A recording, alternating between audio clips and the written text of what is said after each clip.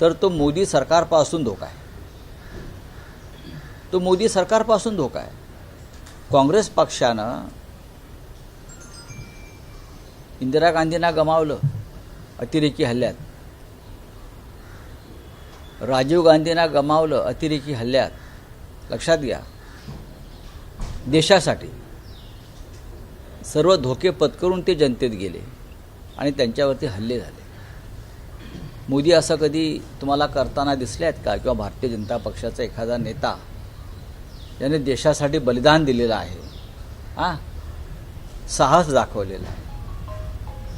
मोदींपासून देशाला गेल्या 10 वर्षात जो धोका निर्माण झाला त्याच्यामुळे असंख्य निरपराध माणसं मारली गेली, काश्मीरपासून मणिपूरपर्यंत. आणि हे राजकारण करत बसले. मोदींमुळे देशाला सगळ्यात मोठा धोका आता निर्माण झाला आहे, देश गुलाम होण्याचा, अमेरिकेचा. ज्या पद्धतीनं नरेंद्र मोदींनी ट्रेड अमेरिकेशी व्यापार करार केलेला आहे त्याच्यामुळे हा देश गुलाम झाला, देशाला धोका निर्माण झाला गुलामीचा. त्याच्यावरती ओम बिर्लांनी बोलायला पाहिजे, लोकसभा अध्यक्षांनी बोलायला पाहिजे. खासदार वेलमध्ये उतरले म्हणून प्रधानमंत्र्यांना धोका निर्माण होऊ शकतो, हे हास्यास्पद विधान आहे. यापूर्वीसुद्धा भारतीय जनता पक्षानं मनमोहन सिंगारपासून ते नरसिंह रावापर्यंत, राजीव गांधीपर्यंत अनेक प्रधानमंत्र्यांसमोर अशा प्रकारचं आंदोलन केलं आहे संसदेमध्ये. तेव्हा ते कोणी म्हणाले नाहीत की आम्हाला खासदारांपासून धोका आहे म्हणून. अजिबात नाही. हे डरपोक सरकार आहे आणि या देशाचा प्रधानमंत्री जगातला डरपोक नंबर 1 आहे. कसली 56 इंचाची छाती, खासदारांना घाबरता आणि म्हणतात माझी 56 इंचाची छाती. तुम्ही गुडघे टेकलेले आहेत प्रेसिडेंट ट्रम्प समोर, कसली तुमची 56 इंचाची छाती म्हणताय? तुम्ही आता भारताने अमेरिकेसोबत जो व्यापार करार केला आहे त्यावर म्हणाला, तुम्हाला असं वाटतं का की नरेंद्र मोदींनी कुठल्या दबावा नक्कीच हा व्यापार करार ट्रम्प यांच्याशी केलेला आहे? आपण एपिस्टेन फाईलमधलं मोदी यांच्या मंत्रिमंडळातले एक मंत्री हरदीप पुरी आणि एपिस्टीन आणि त्याच्या लोकांशी झालेला संवाद जो रेकॉर्डवरती आलेला आहे तो पाहिल्यावरती तुमचं खात्री पटेल की मोदी सरकार सेक्स कांडामध्ये अडकलेल्या आणि शिक्षा झालेल्या एपिस्टेनबरोबर किती नाजूक आणि मधुर संबंध ठेवून होतं. कशासाठी? हरदीप पुरींनी आपल्या पदाचा गैरवापर करून एपिस्टेनच्या लोकांना भारतात येण्याचा विजा प्राप्त करून दिला. हे मोदींच्या संमतीशिवाय झालं आहे का? नरेंद्र मोदींचा वारंवार उल्लेख आहे, त्याच्यावरती आम्ही बोलणार नाही. राहुल गांधी सक्षम आहेत बोलायला. पण इतर लोकांची जी नावं येत आहेत मोदींच्या आसपासच्या मंत्रिमंडळातल्या, त्यांच्यावर तरी मोदींनी कारवाई करावी, त्याच्यावर तरी कारवाई करावी. बिल गेट्स आणि त्याच्या पत्नीचा संसार का मोडला? आपण वाचलत का, ऐकलत का? जेव्हा बिल गेट्सच्या पत्नीला कळलं की बिल गेट्सची जेफ्री एपिस्टेन बरोबर संबंध आहेत आणि जेफ्री एपिस्टनचा धंदा जो आहे हा लहान मुलींना फूस लावून पळवणं आणि जगभरातल्या राजकीय नेत्यांना त्या मुलींचं शोषण करू देणं, हे जेव्हा मिसेस बिल गेटला कळलं तेव्हा तिने आपल्या नवऱ्याशी घटस्फोट घेतला की अत्यंत निर्घृण आहे. आणि त्याच पद्धतीचं संशयास्पद वातावरण आपल्या देशातल्या मंत्र्यांविषयी निर्माण झालेलं असताना अजूनही ते मंत्री आणि ते लोक या देशावर कारभार करतायत, राज्य करतायत. हा फरक समजून घेतला पाहिजे. एपिस्टन फाईल नंतर डायरेक्ट कल्याण डोंबिवली, तिथे पण एपिस्टन आलाय का कोणी? जेफ्री तिथे जेफ्री आहेत खूप म्हणून सांगतो. महाराष्ट्रातल्या भाजपात आणि इतर पक्षात सुद्धा खूप जेफ्री एपिस्टन आहेत. राज्याच्या राजकारणातले काही विषय आहेत, राष्ट्रीय राजकारण आपण राज्यातल्या राजकारणावर या. पुन्हा एकदा राष्ट्रवादी काँग्रेसच्या विलिनीकरणाबाबतीत अनेक मुद्दे समोर येत आहेत. रोहित पवार असं म्हणालेले आहेत की 9 फेब्रुवारी नंतर ते एक पत्रकार परिषद घेणार आहेत आणि नेमकं विमान अपघाताच्या वेळेस त्या विमानात काय घडलं त्याची इत्यंभूत माहिती ते देणार आहेत. बघा, रोहित पवार हे पवार कुटुंबातले एक महत्त्वाचे घटक आहेत. अजितदादा पवार हे त्यांचे काका आहेत. त्याच्यामुळे कुटुंबातल्या अशा प्रकारच्या व्यक्ती ज्या राजकारणामध्ये आहेत, ज्यांच्याकडे रहस्य शोधण्याची क्षमता आहे, ज्यांच्यापाशी अनेक चांगली माहिती येत असते एखाद्या घटनेमागचं पडद्याआडचे, त्यात रोहित पवार आहेत. रोहित पवार जर अशा प्रकारे काही वेगळी माहिती समोर आणणार असेल तर महाराष्ट्र ती माहिती ऐकण्यास उत्सुक आहे. मी स्वतः आपल्याला काही माहिती देण्याचा प्रयत्न केला, कारण आम्ही सगळे दादांचे प्रेमी आहोत. राजकीय मतभेद होते असतील, पण अजितदादा महाराष्ट्राच्या राजकारणातले कर्तबगार, कार्यक्षम, दिलखुलास आणि उमदा नेता होता. याच्याविषयी कोणाचे दुमत नाही.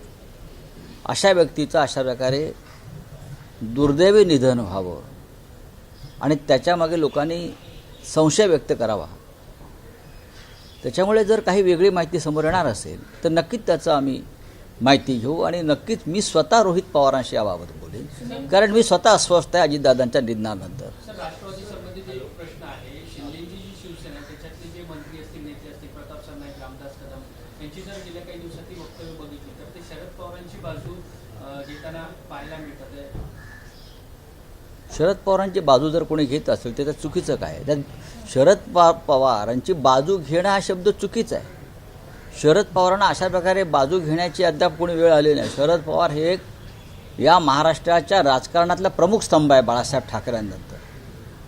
हिंदू हृदय सम्राट बाळासाहेब ठाकरे यांच्यानंतर शरद पवार हे आजही या महाराष्ट्राच्या राजकारणातला एक प्रमुख स्तंभ आहे आणि त्यांच्यासमोर बाकी सगळे ज्युनियर आहेत. सगळे ठीक आहे, लोक सत्तेवरती बसल्यावर त्यांना शिंग फुटतात टाकल्याची, कोणी मुख्यमंत्री झाल्यावर, कोणी मंत्री झाल्यावरती ते पवार साहेबांना सल्ले द्यायचा प्रयत्न करतात.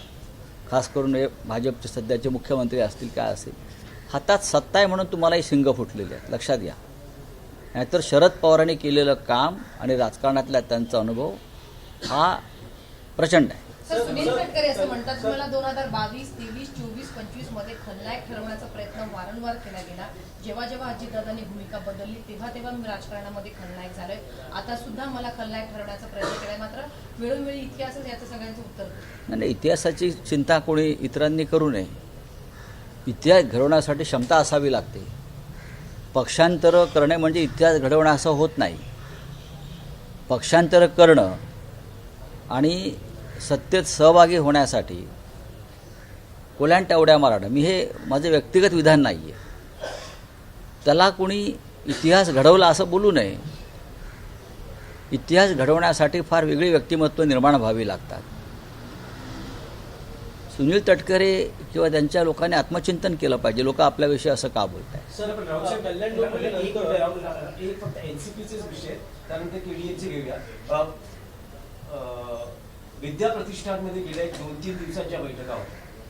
शरद पवार, पार्थ पवार, जय पवार, सुनेत्रा पवारांनाही शरद पवार भेटले. काही बैठकांमध्ये रोहित पवार आहे. एकूण असं ठरतंय की बारामतीमध्ये अजितदादांचं स्मारक बनवायचंय, या संदर्भातली चर्चा होते. पण राष्ट्रवादी काँग्रेसची सूत्र म्हणजे विशेषतः पक्षाचा अध्यक्ष कोण असणार, पुढचं राष्ट्रवादीचं भवितव्य काय असणार, या संदर्भात गांभीर्यानं चर्चा होते. रोहित पवारांनीही काल मत व्यक्त केलेलं आहे की सुनेत्रा पवारांकडेच राष्ट्रवादी काँग्रेसची सूत्र असावी. याबद्दल पवार कुटुंबात कुठेही दुमत नाही. हो, म्हटलं पवार कुटुंबात दुमत नाही हे जर रोहित पवार सांगत असतील तर त्याच्यावरती कुटुंबाबाहेरच्या व्यक्तीनं का मत व्यक्त करावं? ही आनंदाची गोष्ट आहे की कुटुंब एक आहे या दुःखद प्रसंगी आणि पुढल्या घडामोडीमध्ये याचं स्वागत केलं पाहिजे की कुटुंब एक आहे. सुनेत्रा पवार आता या राज्याचं नेतृत्व करत आहेत. भविष्यात पार्थ पवार नेतृत्व करतील दिल्लीत जाऊन, चांगली गोष्ट आहे. नाही, पण राऊत साहेब, त्यामध्ये 2 तारीख, एप्रिलची 2 तारीख ही अतिशय महत्वाची मानली जाते. कारण त्या दिवशी शरद पवार यांची राज्यसभा खासदारकीची मुदत संपते आहे आणि असं म्हटलं जातं आहे की पुन्हा पवारांना जर राज्यसभेवर निवडून जायचं असेल तर जे राष्ट्रवादी काँग्रेसचं आमदारांचं संख्याबळ आवश्यक आहे. भले महाविकास आघाडीकडे आहे, पण इंडिव्हिज्युअली राष्ट्रवादी काँग्रेसच्या संख्याबळाचा विचार करता एक लक्षात घ्या, बघा हा तुमचा प्रश्न चुकीचा आहे. शरद पवार यांच्या नेतृत्वाखालची मुख्य राष्ट्रवादी काँग्रेस पार्टी ओरिजिनल ही महाविकास आघाडीचा घटक आहे अजूनही. बाकी सगळे हवाबाजी आणि पतंगबाजी आहे. हे होईल ते होईल मग असं होईल. शरद पवारांसारखा नेता सगळ्यांसाठी महाराष्ट्रासाठी दिल्लीत असणं गरजेचं आहे. हे मी स्वतः पवारसाहेबांशी बोललेलो आहे. आमच्या दोघांमध्ये याच्यावरती वारंवार चर्चा झालेली आहे. पवारसाहेबांची एकंदरीत एकदा अशी मानसिकता दिसली की आता थांबायला पाहिजे. पण आम्ही जे त्यांचे चाहते आहोत ते आमच्या सगळ्यांचे मार्गदर्शक आहेत, तो आम्ही त्यांना सांगितलं, मी एकदा उद्धव ठाकरेसुद्धा होते माझ्याबरोबर, की तुमच्यासारख्या नेत्यानं दिल्लीत असणं म्हणजे महाराष्ट्राचा एक बुलंद आवाज आहे, ते असणं आहे. शरद पवारांनी ज्या दिवशी ते ठरवतील की मला निवडणूक पुन्हा लढायची आहे, महाविकास आघाडीकडे तेवढी ताकद आहे की पवारसाहेबांसारख्या नेत्याला निवडून आणण्याची. आमच्याकडे तेवढी मतं जरूर आहेत. त्याच्यामुळे पवारसाहेबांसारख्या नेत्याला कोणापुढे हात पसरायची गरज नाही. महाराष्ट्राचा स्वाभिमान, अभिमान या अनेक गोष्टी त्यांच्या भोवती आहेत बाळासाहेबांच्या बरोबरीनं. त्याच्यामुळे शरद पवार साहेब जर निवडणुकीला उभे राहणार असतील, त्यांनी राहावं अशी आमची अपेक्षा आहे, इच्छा आहे सगळ्यांची. तर आमच्याकडे महाविकास आघाडीकडे म्हणून जे आहे तेवढी मतांपेक्षा जास्त कोटा आमच्याकडे आहे. आता देवेंद्र फडणवीसजी किंवा इतर काही लोक त्यांनी कितीही त्याच्यामध्ये अपशकुन करण्याचा प्रयत्न केला, विशेषतः दिल्लीतून, तरी तो यशस्वी होणार नाही. शरद पवारांसह 7 खासदार जवळपास एप्रिलमध्ये निवडून 7 की 60 6 महाराष्ट्रातले. महाराष्ट्रातले तर 6. महाविकास आघाडीची संख्याबळ कुठेतरी घटतंय. भाजपचं नाही असं आहे की संख्याबळ घटला, एक खासदार निवडून जाईल आमचा. नाही, पण शरद पवार असतील तर तुम्हाला वाटतं की जी शक्यता म्हटली जाते ही निवडणूकच बिनविरोध होईल, कारण जो राजकीय अनुभव आहे हे सरकारने ठरवावं, हे सरकारने ठरवावं ना. पण पवार साहेबांनी संसदेमध्ये असणं गरजेचं आहे. नाही, पण तुम्ही आणि उद्धव ठाकरेंनी शरद पवारांना विनंती केलेली आहे की राज्यसभेची पुढची टर्म ही त्यांनी असणं गरजेचं. पवार साहेबांची लढण्याची इच्छा असेल तर आम्ही त्यांच्याबरोबर आहोत, बरोबर आहे. पण आम्ही जेव्हा त्यांच्याशी मी बोलतो अनेकदा, तेव्हा मी त्यांना सांगतो की तुमच्यासारखा नेता, महाराष्ट्रातला खंबीर नेता हा दिल्लीमध्ये असणं हे आमच्या सगळ्यांसाठी उपयुक्त आहे. चला. बावनकुळेंनी स्पष्ट केलं की पार्थ पवारांना अध्यक्षांची केडीएमसी नंतर नाशिकमध्ये देखील मनसेने शिंदे सेनेला पाठिंबा दिलेला आहे आणि मुंबईमध्ये देखील त्यांचं असं मत आहे की एक स्वीकृत नगरसेवक आम्हाला आम्ही तुम्हाला पाठिंबा देतो. तर हे केडीएमसी नंतर पुन्हा एकदा नाशिकमध्ये देखील तेच सूत्र मनसेकडून दाखवून येते. आपण राज ठाकरे आणि उद्धव ठाकरेंची पहिली सभा नाशिकमध्ये झाली होती. तुमचं म्हणणं बरोबर आहे. कल्याण डोंबिवलीतला विषय पूर्णपणे वेगळा आहे. राजू पाटील हे संपूर्ण पक्षासह भाजपमय झालेले आहेत, त्यांचे तिकडले नेते. नाशिकमध्ये त्यांचा एक नगरसेवक निवडून आलेला आहे. जेव्हा एक नगरसेवक निवडून येतो तेव्हा त्याच्यावरती कोणाचंच नियंत्रण राहत नाही. एक आता मुंबईमध्ये शरद पवार पक्षांचा एक नगरसेवक निवडून आला, तो शिंदे गटाबरोबर गेला माझ्या माहितीप्रमाणे, असं दिसतंय मला. कुठेतरी गेला इकडे तिकडे तो. आता नाशिकमध्ये अजून माझ्याकडे काय माहिती नाही त्या संदर्भात. अजून आमच्या का राजसाहेबांशी याच्यावर चर्चा झालेली नाही, कारण मी कालच इथे आलेलो आहे. आता बोलू पवार. पेडीएमसीतला निर्णय घेताना राज ठाकरे असं म्हणाले होते की राजकीय लवचिकता ही राजकारणात काही प्रसंगी घ्यावी लागते. केडीएमसी नंतर तशीच राजकीय लवचिकता त्यांनी कल्याणमध्ये नाशिकमध्ये घेतली आहे. शक्यता आहे की कदाचित मुंबईमध्ये तशी राजकीय लवचिकता बघायला मिळू शकते, कारण काय आहे की सत्ता महत्वाची असते, महापालिकेतलं पद महत्वाचं असतं. एक स्वीकृत नगरसेवक द्या मी कारण नाशिकमध्ये त्यांना स्थायी समिती, सुधार समिती, अनेक समित्यांमध्ये एका नगरसेवकाला मिळणार आहेत. त्यांना आश्वासन मिळालं हे मी आताच ऐकतो आहे. स्थायी समितीचं एक नगरसेवकाला स्थायी समिती, अमुक समिती, नशीब महापौर करणार नाही सांगितलं. काय तुम्ही प्रश्न विचारता? तुम्ही माननीय राज ठाकरे यांना फार कमी ओळखता बरं का. या सगळ्या गोष्टीला राज ठाकरे यांची मान्यता असेल याच्याविषयी माझ्या मनात साशंकता आहे. तुम्ही माननीय बाळासाहेब ठाकरेंच्या जन्मशताब्दी वर्षाचा जो सोहळा झाला षण्मुखानंद हॉलला, तेव्हा महाराष्ट्र नवनिर्माण सेनेच्या प्रमुखांनी जे भाषण केलं त्याच्यामध्ये त्यांचं एक स्टेटमेंट फार महत्त्वाचं होतं. कल्याण डोंबिवलीत जे झालेलं आहे ते अत्यंत किळसवाण आहे. त्यांचा शब्द आहे ना, ते अत्यंत किळसवाण आहे बोललेत ते. त्याच्यामुळे याच्यामध्ये त्यांच्या भूमिका स्पष्ट आहे. राऊत साहेब, संजय शिरसाट यांच्या अडचणी नाही सोडून द्या. चला हिंदी में कुछ है. मोदी जी का है कि ओम बिरला ने ये कहा है कि अप्रिय घटना होगी संसद में, इसलिए उसको देखिए, अनदेखा किया है. नरेंद्र मोदी जी संसद में अभी आए हैं दिल्ली में. उनका रिश्ता संसद से बहुत पुराना वगैरह नहीं है.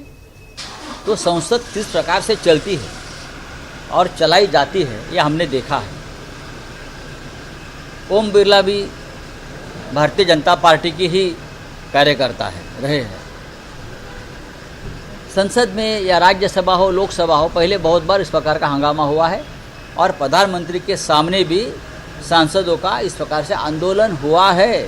ये डेमोक्रेसी है इस देश में. मोदी जी को किससे धोखा है? सबसे ज़्यादा देश को धोखा होगा तो प्रधानमंत्री मोदी और उनकी सरकार से है.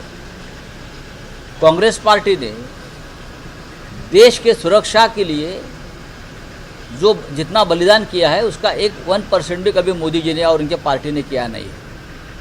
इंदिरा गांधी जी का बलिदान हुआ, प्रधानमंत्री थे. राजीव गांधी जी का बलिदान हुआ है इस देश के लिए.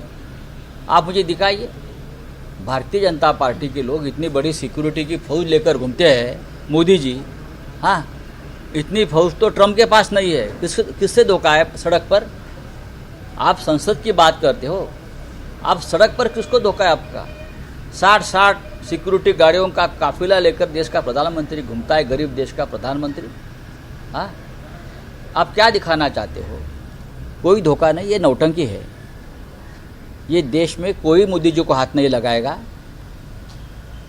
मोदी जी यानी इंदिरा गांधी जी नहीं है, या राजीव गांधी नहीं है, मनमोहन सिंह नहीं है, नरसिंह राव जी नहीं है, या पंडित नेहरू नहीं है. उनको कौन हाथ लगाएगा? लोग उनके तरफ देखते तक नहीं, छोड़ दिया है. जितनी अय्याशी करनी है प्रधानमंत्री के कुर्सी पर बैठकर कर लो. सबसे बड़ा धोखा तो प्रेसिडेंट ट्रम्प से निर्माण हो गया है, उसके लिए जिम्मेदार मोदी है. देश को गुलाम बना दिया. सबसे बड़ा धोखा तो जेफरी एफिस्टन फाइल से हो गया हमारे देश को. ऐसे वैसे लोग एफिस्टन से संबंधित आपके सरकार में बैठे, उनसे धोखा है सरकार की चारित्र को. उस बारे में ओम बिरला जी ने बात करनी चाहिए. मोदी जी को कोई धोखा नहीं है. मोदी जी पर ना कोई पत्थर मारेगा, ना कोई कागज़ फेंकेगा. और तो बात आगे की छोड़ दीजिए, हमको मालूम है, हम देश को ज़्यादा जानते हैं. चलिए, मोदी जी ने कहा है कि गांधी सदन चोरी किया है राहुल गांधी ने, इस तरह का आरोप लगा रहे हैं. क्या चोरी किया है? गांधी सदन चोरी किया हुआ है हाँ तो ठीक है ना, राहुल गांधी ने. हाँ तो ठीक है ना. तो आपको क्या तकलीफ है? ये प्रधानमंत्री की भाषा हो सकती है क्या देश की? आप देश के विकास के बारे में बोलिए. प्रेसिडेंट ट्रम्प को कैसे देश बेचा है अपने, उसके बारे में बोलिए. अमेरिका से जो एक फाइल खुली है, हाँ, 6 कांड की,